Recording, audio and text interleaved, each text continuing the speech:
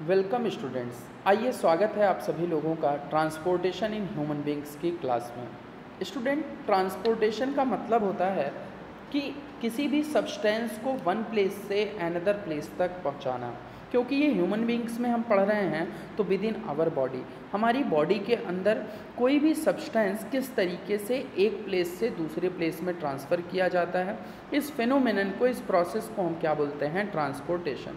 ये phenomenon students plants में भी होता है और एनिमल्स में भी होता है, लेकिन क्लास 10th में आपके सिलेबस में ट्रांसपोर्टेशन इन ह्यूमन बींग्स है। प्लांट के लिए आप लोग पढ़ चुके हो क्लास 9th में, आपको याद होगा प्लांट्स में जब ट्रांसपोर्ट करते थे आप वाटर का तो किसके थ्रू करते थे? जी हाँ, जाइलम के थ्रू। प्लांट्स में आप वाटर का ट्रांसपोर्ट जाइलम के थ्रू करते थे, बट फूड को ट्रांसपोर्ट करने के लिए आप फ्लोएम टिश्यू का यूज़ करते थे। तो प्लीज़ इसे अपनी कॉपी में अलग से नोट कर लो कि प्लांट में वाटर का ट्रांसपोर्ट जाइलम टिश्यू के थ्रू होता है और फूड का ट्रांसपोर्ट फ्लोएम टिश्यू के थ्रू होता है। तो यहाँ पर हमें बात करनी है transportation in the human being. तो स्टूडेंट्स, जो ट्रांसपोर्टेशन है, इस ट्रांसपोर्टेशन को एनिमल्स में यानी कि ह्यूमन बींग्स में हम क्या कहते हैं? Circulatory system. अगर आपसे कोई पूछे what is circulatory system, then you have to tell them transport system in animals is called circulatory system. अब क्वेश्चन उठता है कि why sir transportation in human beings क्यों हो रहा है, या फिर क्या ज़रूरत है किसी भी सब्सटेंस को हमारी बॉडी में ट्रांसफ़र होने की। तो जैसा कि आपको पता है, हम लोग सपोज़ आपने फूड को ईट किया, इस फूड का डाइजेशन हो गया।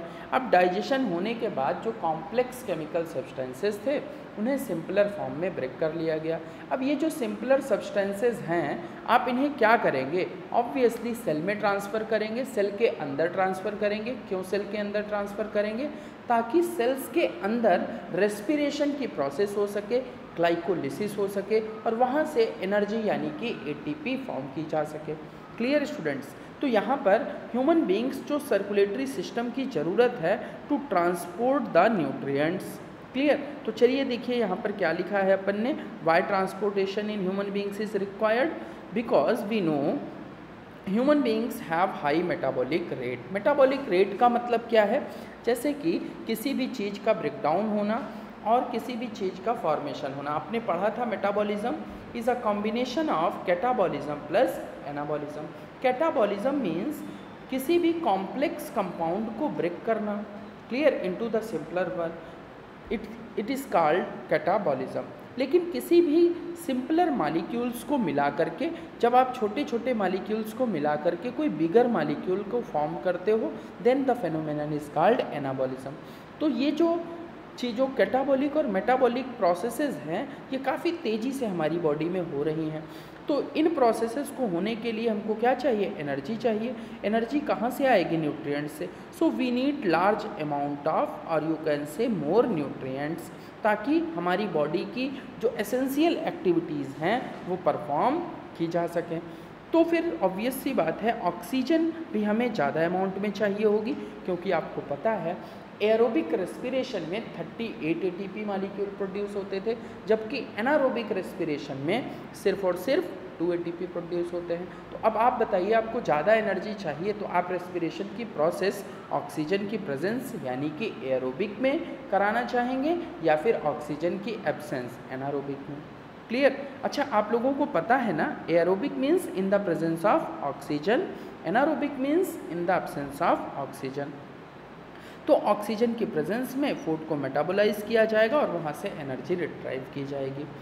अब यहाँ पर कौन कौन से मटेरियल्स हम ट्रांसफ़र करेंगे? लाइक डाइजेस्टेड फूड, जो कि ग्लूकोज हो चुका होगा अगर कार्बोहाइड्रेट है तो, और रेस्पिरेटरी गैसेस। ये रेस्पिरेटरी गैसेस कौन सी हैं स्टूडेंट? वही ऑक्सीजन और CO2। साथ साथ में हार्मोन्स, जैसे कि आप जानते हैं। एक्सक्रीटरी प्रोडक्ट भी इसी ट्रांसपोर्टेशन के थ्रू ट्रांसफ़र किए जाएंगे। आगे ब्लड की बात करें, ब्लड एक तरीके का वेस्कुलर टिश्यू है, कनेक्टिव टिश्यू है, जिसका 90% पार्ट क्या है स्टूडेंट? वाटर है। आइए समझते हैं। तो जो 90% वाटर का पार्ट, ब्लड का पार्ट क्या है? वाटर है। तो ऑब्वियस सी बात है, only water soluble substances are transported through this fluid. कहने का मतलब, देखिए ध्यान से समझे, अगर हमारी बॉडी में कुछ दो तरीके के सब्सटेंसेस प्रेजेंट हैं, एक कौन से हैं, वाटर सॉल्युबल, दूसरे कौन से हैं, फैटी सब्सटेंसेस। फैटी सब्सटेंसेस कहने का मतलब वाटर नॉन सॉल्युबल। ध्यान से समझें, जो हमारी बॉडी में सब्सटेंसेस प्रेजेंट हैं ये दो सब्सटेंस हो सकते हैं, एक तो वाटर सॉल्युबल, दूसरे कैसे हैं, fatty substance. Student, fatty substance कहने का मतलब है ऐसे सब्सटेंस जो कि नॉन पोलर हैं, यानी कि वाटर इनसॉल्युबल हैं, वाटर में घुलनशील नहीं हैं, मतलब वाटर में डिसॉल्व नहीं होते हैं। तो ऐसे सब्सटेंस जो वाटर में डिसॉल्व हो जाते हैं उनका ट्रांसपोर्टेशन किससे होता है, ब्लड के थ्रू होता है। जबकि जो सब्सटेंस नॉन पोलर हैं, यानी कि जो सॉल्वेंट में डिसॉल्व नहीं हो रहे हैं, वाटर में डिसॉल्व नहीं हो रहे हैं, उनको ट्रांसपोर्ट करने के लिए हम ब्लड से तो कर नहीं सकते, उनके लिए एक स्पेशल फ्लूइड यूज़ होता है जिसका नाम क्या है, लिम्फ। तो अभी आपको याद रखना है लिम्फ क्या है, लिम्फ एक कलरलेस फ्लूइड है। लिम्फ क्या है स्टूडेंट, एक कलरलेस फ्लूइड है जो कि fatty substances, non polar substances को, जो सब्सटेंसेस वाटर में सॉल्युबलाइज नहीं हो पाते हैं उनको ट्रांसपोर्ट करता है। चलिए इसे समराइज कर लेते हैं। जो कुछ सब्सटेंसेस वाटर सॉल्युबल हैं, जो वाटर में डिसॉल्व हो जाते हैं, उन्हें हम ब्लड के थ्रू ट्रांसपोर्ट करते हैं। बट कुछ सब्सटेंसेस ऐसे भी हैं जो वाटर में डिसॉल्व नहीं होते हैं। जो सब्सटेंसेस वाटर में डिसॉल्व नहीं होते हैं उनको ट्रांसपोर्ट करने के लिए हम किसका यूज़ कर रहे हैं, लिम्फ का।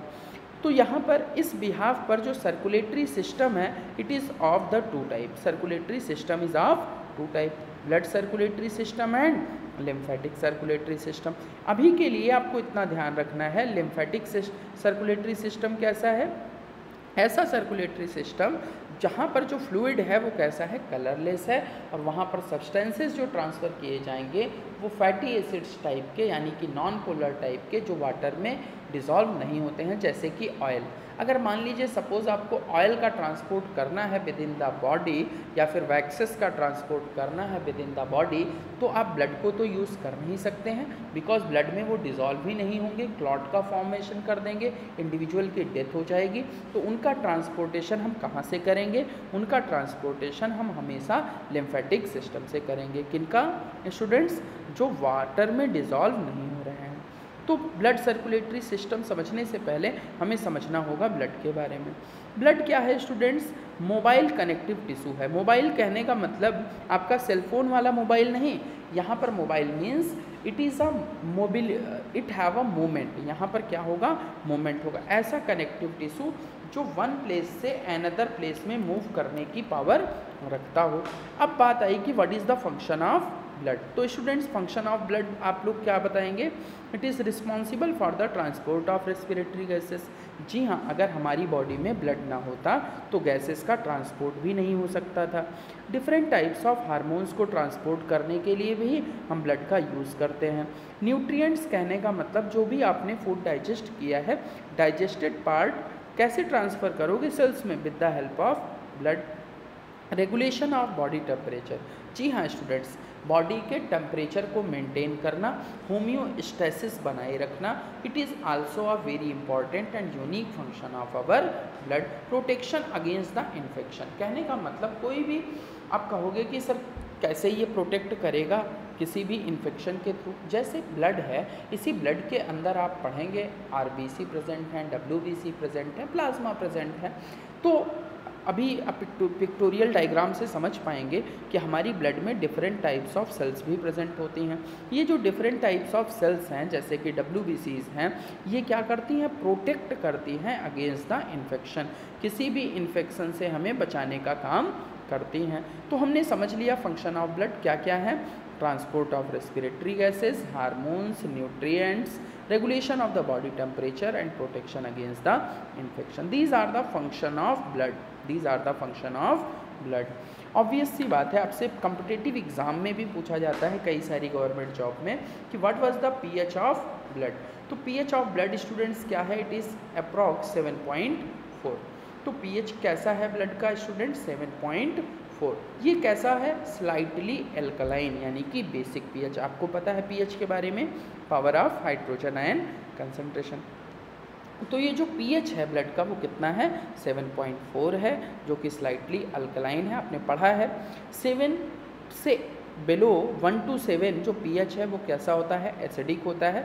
7 to 14 pH कैसा होता है, बेसिक होता है। क्योंकि ब्लड का pH 7.4 है, it is near to the neutral pH, then we are called them slightly alkaline और slightly basic pH। Is it clear students? तो समझते हैं, आपके मन में हमेशा आता होगा कि ऑक्सीजन को ट्रांसपोर्ट कौन करता है, तो आप कहोगे हीमोग्लोबिन। CO2 को ट्रांसपोर्ट कौन करता है, आप कहोगे haemoglobin.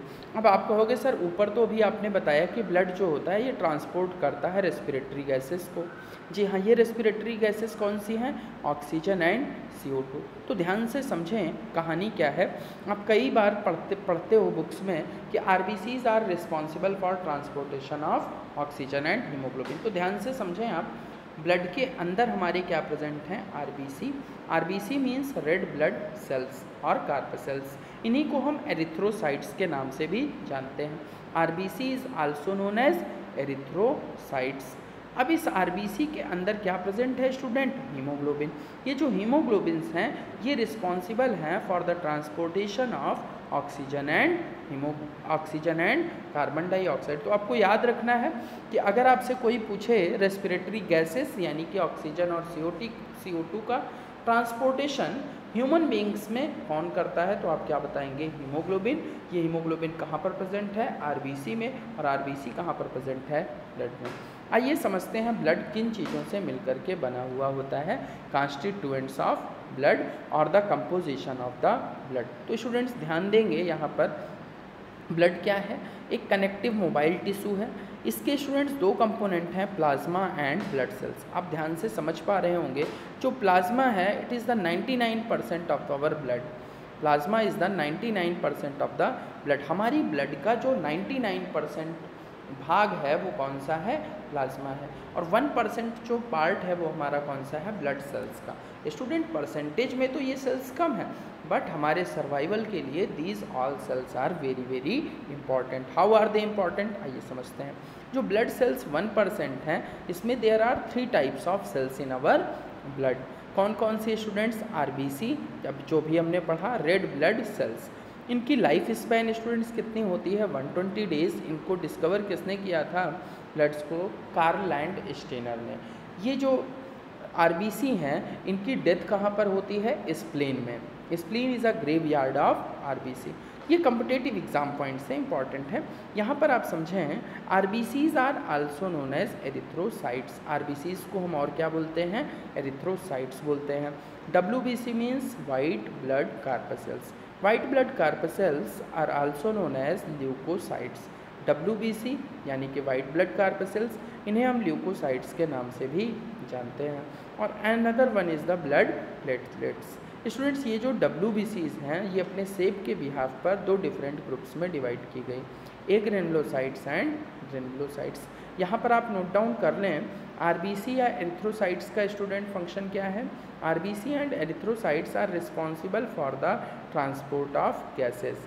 Oxygen and CO2 is transported with the help of RBC and erythrocytes. Student किसकी हेल्प से ट्रांसपोर्ट किए जाएंगे, RBC and erythrocytes. Is it clear. On the other hand blood cells हैं जो कि हमारी WBC and leucocytes, these are responsible for to fight against the disease. किसी भी डिजीज़ से, किसी भी बीमारी से लड़ने के लिए हमें कौन बचाता है, WBC। WBCs are also known as leucocytes, white blood corpuscles. ये जो WBCs हैं इनके डिफरेंट शेप्स देखे गए जो हमें डिजीज़ से लड़ने में बचा रहे थे। उनको साइंटिस्टों ने क्या बोला, agranulocytes and granulocytes. Students agranulocytes का मतलब है ऐसी सेल्स जिनके स्ट्रक्चर्स में ग्रेन्यूल्स एब्सेंट थे। These are of 2 types, lymphocytes and monocytes. Lymphocytes and monocytes. Student आप हायर क्लासेस में पढ़ोगे, यहाँ पर मैंने नोट कर लिया आपकी इन्फॉर्मेशन के लिए। ये जो लिम्फोसाइट्स हैं ये डिवाइड होती हैं B लिम्फोसाइट्स और T लिम्फोसाइट्स में। B लिम्फोसाइट्स कहने का B का मतलब क्या है यहाँ पर, बोन मैरो। T का मतलब यहाँ पर क्या है, थाइमस। T means thymus. ये जो B लिम्फोसाइट्स हैं ये बोन मैरो की सेल्स हैं। ये फर्दर डिवाइड होती हैं प्लाज्मा सेल्स और मेमोरी सेल्स में। ये जो हमारी स्टूडेंट्स प्लाज्मा सेल्स हैं these are responsible for the antibody production, but जो हमारी मेमोरी सेल्स हैं ये रिकॉग्नाइज करती हैं for to kill them in a next time. जैसे अभी कोरोना के केस में आपको वैक्सीन दी जा रही है, इस वैक्सीन से क्या होगा, हमारी जो प्लाज्मा सेल्स हैं ये एक्टिवेट होंगी और ये क्या प्रोड्यूस करेंगी, एंटीबॉडीज़। अब ये प्लाज्मा सेल्स एंटीबॉडी बनाएगी और ये मेमोरी सेल्स को इंट्रोड्यूस करेंगे कि इस तरीके का इन्फेक्शन हमें हो सकता है, तो ये मेमोरी सेल्स बी लिम्फोसाइट्स से कहेंगी कि प्लाज्मा सेल्स यानी एंटीबॉडीज़ और सारी ब्लड में बना करके रख लो। Getting my point. तो अगर आपसे कोई पूछे एंटीबॉडी का प्रोडक्शन हमारी सेल्स में ब्लड में होता है, आप कहोगे यस सर। ब्लड की किस सेल से होता है, तो याद रखेंगे स्टूडेंट्स, प्लाज्मा सेल से। Plasma cells are responsible for the production of antibody. अब ये जो टी सेल्स हैं ये भी फर्दर डिवाइड होती हैं, T cytotoxic cell, T helper cell, clear. But अभी की क्लास के लिए उन चीज़ों को जानने की ज़रूरत नहीं है। ये जो ग्रेनुलोसाइट्स हैं these are further divided into the basophils, neutrophils and eosinophils. Clear students. तो आप लोगों ने बेहतर तरीके से क्या क्या चीज़ें सीख ली हैं, आपने समझा आज की क्लास में आपने समझा सीखा कि सर्कुलेटरी सिस्टम क्या है। Circulatory system is a transport system of animals. इसकी क्या ज़रूरत है, ताकि हम मेटाबॉलिक, इसकी क्यों ज़रूरत है, हमारी बॉडी में ट्रांसपोर्टेशन सिस्टम ना हो तो क्या होगा, हम जीवित नहीं रह पाएंगे। हम क्यों नहीं लाइव रह पाएंगे, हमारी डेथ क्यों हो जाएगी, due to that because human beings में, हम लोगों में मेटाबॉलिक रेट काफ़ी हाई है। They require a more nutrients and oxygen at a faster rate, so we need a transportation system, ताकि हमारे पास सप्लाई चीज़ों की बेहतर तरीके से हो पाए। Clear students. फिर हमने समझा कि ऐसे जो ब्लड, कुछ सब्सटेंसेस हमारी ब्लड बॉडी में ऐसे हैं जो वाटर सॉल्युबल हैं, उनके लिए हम उनका ट्रांसपोर्टेशन हम किन से कर सकते हैं स्टूडेंट्स, ब्लड से कर सकते हैं। लेकिन कुछ ऐसे भी सब्सटेंस हैं जिनको हम ब्लड के थ्रू ट्रांसपोर्ट नहीं कर सकते हैं, so we need a lymphatic circulatory system. फिर हमने समझा function of blood circulatory system, वो क्या था students, transport of respiratory gases, hormones, nutrients, regulation of body temperature, protection against infection. pH of blood is 7.4, that is slightly alkaline. Hemoglobin is responsible for transportation of oxygen and CO2. Blood is divided into two major groups. 99% major portion of the blood is plasma. Only 1% of blood contain blood cells. These are of three types: RBC, WBC and blood platelets. These WBCs are further categorized into two groups, granulocytes and agranulocytes. Agranulocytes are further divided into the lymphocytes and monocytes.